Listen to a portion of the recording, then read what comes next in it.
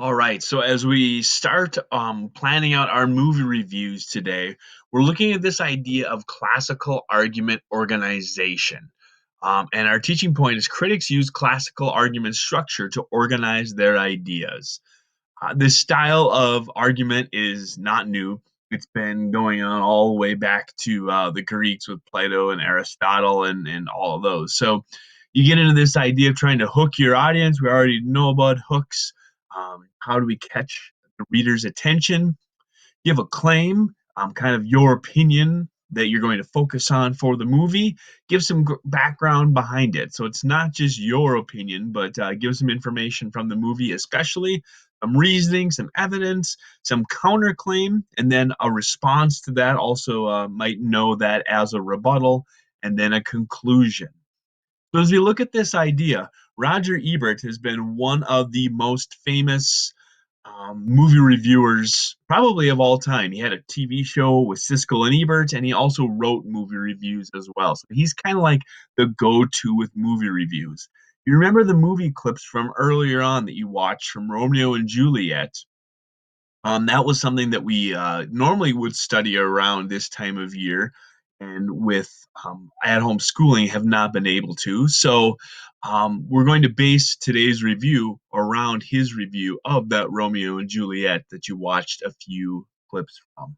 Let's take a look at his introduction. I've seen Shakespeare done in drag. I've seen Richard III as a Nazi. I've seen The Tempest as science fiction and as a Greek travelogue. I've seen Prince Hal and Falstaff as homosexuals in Portland. I've seen King Lear as a samurai drama and Macbeth as a mafia story. And two different Romeo and Juliet about ethnic difficulties in Manhattan, West Side Story and China Girl, but I have never seen anything remotely approaching the mess the new punk version of Romeo and Juliet makes of Shakespeare's tragedy. So, this is obviously a very strong introduction with the idea that he has a very clear stand on the movie. If you haven't figured that out, he doesn't like it. So, he catches your attention, perhaps depending on your background of Shakespeare, of referencing all these different experimental productions that he's seen of Shakespeare. Shakespeare, plays have been around for over 600 years. They've been done in many, many, many different styles. But he kind of lets us know that this version of the movie is a non-traditional version.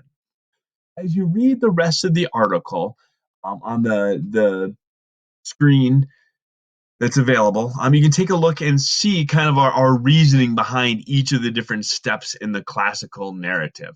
As you move further on and you download your own version of the planning document, there are links to both my planning document and my incomplete note taking document from the movie as well.